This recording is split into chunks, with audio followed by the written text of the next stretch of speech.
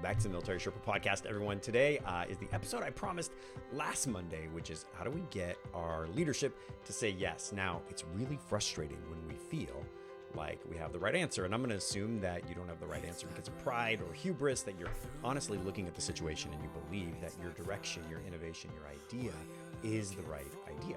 And it can be very frustrating when we communicate, we give it our all, we give it everything that we've got, but the person on the other side of us gives us a no. And I've identified, as I've gone through my journey and listened to people talk and really put some brain power to it, 3 things really that our senior leaders are very good at doing that our junior leaders are not learning early enough. And I think the earlier that we can teach this to our junior leaders, the better. And that's why I believe that this podcast episode may be one of the most important podcast episodes I ever produce. Jump right into it. What are the typical reasons that our ideas don't get implemented? Well, the first one is lack of resources. Lack of resources, lack of funding. Right? This is the number one reason. We have a great idea. Look, we would carpet the world with clean electric energy and renewable foods and, mansions for everyone, but we have a problem. And that problem is limited resources, and limited resources affect us at work as much as they affect us at home. We don't have an infinite amount of money, food, water, manpower, time. These things are all finite resources. And unfortunately, we can't implement every great idea. There's millions, billions of great ideas that were never seen, never heard by the public, ever. Because one of the main reasons is resources. The resources just weren't applied to them, and so they fell by the wayside in history. The next one is one that we have a little bit more control over, which is lack of buy-in from leadership. And a lack of buy-in from leadership can stop any idea dead in its tracks. A confused mind says no. If somebody doesn't understand, if somebody isn't invested, if they're not excited about your idea, then it's game over. And when we think about the 5 voices and we think about leading change, we have our innovators, early adopters, laggards, early majority, late majority, all of those folks in the mix there. Some of them are more excited by new, some of them are more excited by detail, some of them are more excited by shiny, some of them are more excited by tested. And so our default communication style doesn't work on everyone. You would know this if you've been through the Military Sherpa Coaching Certification Program. You need to come through. If you haven't been, let's do it. And then last is resistance to change. And resistance to change is a very real thing. It's palpable. You can feel it. It's in every organization. There's a resistance to change everywhere. And we want to accelerate change or die. We want to push innovation. Innovation is the heart of the organization. It's our future. But there's resistance to change. And it's everywhere. And we have resistance to change too, even if we think we're not part of the problem. And there are 3 things that we can do, 3 things that are within our control, that if we understand them and we articulate them really well, then we should be able to navigate the resources, the leadership buy-in, and the resistance to change. We should be able to navigate those 3 things if we can communicate these 3 things really, really well. And if we can't communicate them really well, then it means our idea probably shouldn't be implemented. And that's a tough pill to swallow. We need to take that medicine. If our idea isn't the best idea, if it's not the right idea, or it's the right idea at the wrong time, then we need to acquiesce. We need to step aside and save that idea for a later date, or fully develop that idea so that it's ready. Let it cook a little bit longer. And we need to be able to take that medicine too. So this is not only about manipulation, or not about manipulation at all. It's about articulation and understanding what it is that we're bringing to the table. So here's the first one. There are 3 things that we're going to be communicating. And if we communicate them well, we're going to increase the chances that we're going to be successful. Number 1 is benefit. What is the benefit of your idea? Is it exciting? Okay, that's cool. But what's the benefit? Hey, we'll be first in the Air Force. Okay, what does that even mean? Who cares? What's the benefit to us by being first? Well, it's going to set us up for X, Y, Z. Okay, cool. But what does that do for us? How does this change our life? Does this cause us to not have to do other work? Hey, we're doing this work for 10 hours. This is going to make that job only take 1 hour. Well, who's going to say no to that? Well, lots of people. So we have to talk about the next 2 things. But that's the first one. Do you truly understand the benefit of your idea? Not that it will be cool, not that it makes your life easier, not that you like it better. What is the benefit to the organization? How does this serve the vision and the mission of the organization? How does this serve the people in it? What is the benefit to your idea? If you can't articulate that, your idea should not be implemented. Why waste time on something that doesn't have a benefit? Way too many people communicate the shiny and the excited, and they fail to fully articulate the benefit of what it is that they're trying to do. Benefit. How does your idea benefit the organization? And how does it align with leadership's goals and objectives? Answer those things and you increase your chances of success. Number one, before you give any ideas to your boss, you better know the benefit. Number two, what is the risk? If you come in and you do not understand the risk, if you try to hide the risk, if you underplay the risk, you shouldn't have your idea implemented. If you don't articulate the risk and your mitigation strategy for that risk, your idea shouldn't be implemented. Why should we take a blind risk? We don't even know what the risk is. Hey, do you want to bet $100 on what? Well, I can't tell you. Well, what are the odds? Well, I can't tell you that either. So this could be a 50-50 coin flip. Yeah. This could be a 1 in 100 chance. Yeah. This could be a 1 in a million chance. Yeah. Well, how can I bet on something if I don't truly understand the risk? I can't. How can I say yes to that? Unless your boss is, like me and they have severe ADHD and they just take all the risks and don't really think about how that's going to pan out long term, you probably don't want to work for that person. Let's just say that.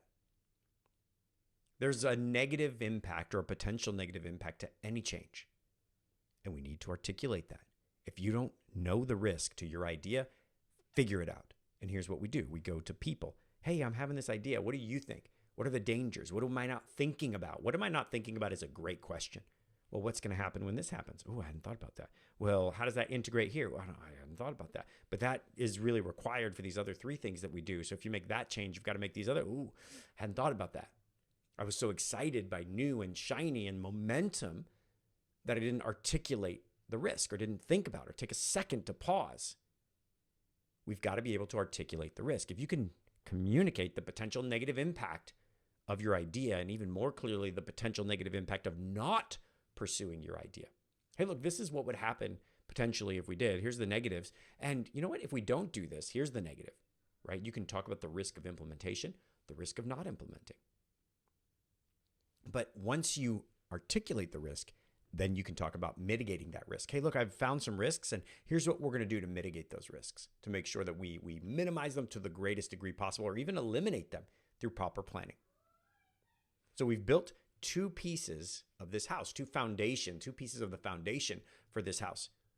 The first one is, what is the benefit? If you can't communicate the benefit, your idea shouldn't be implemented. If you don't know the risk, your idea hasn't cooked long enough. We don't understand it well enough to move forward. Communicate the risk and the benefit. You will get more yeses than you've ever gotten before if you can communicate those 2 things. And then here's the last one, and this one's incredibly important, the trade-off.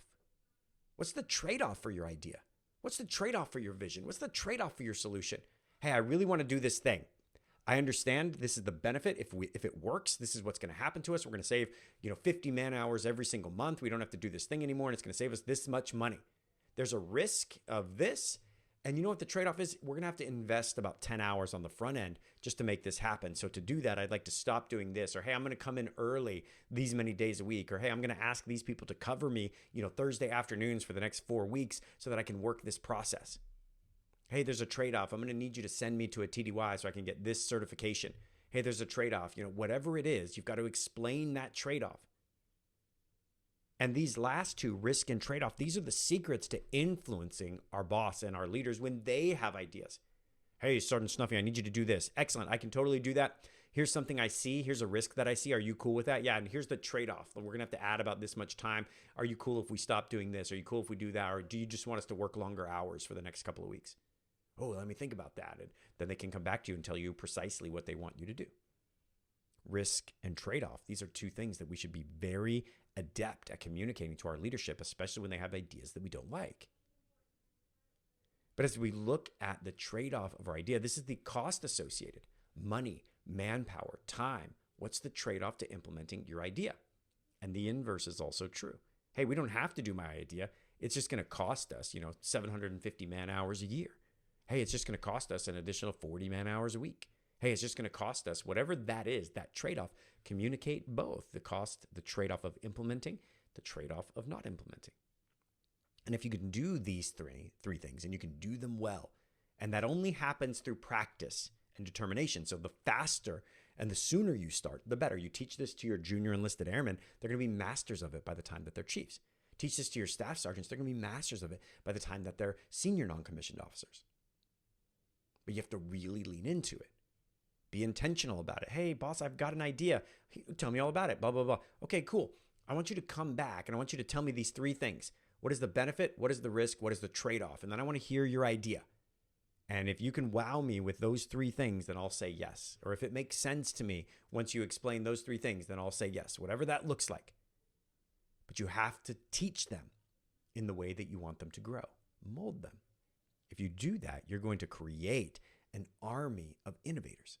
And when they walk away, you don't simply say, come back to me when you're done. You say, I want to meet with you next Friday at this time to dig deep into your idea. So I'm saying, hey, I care.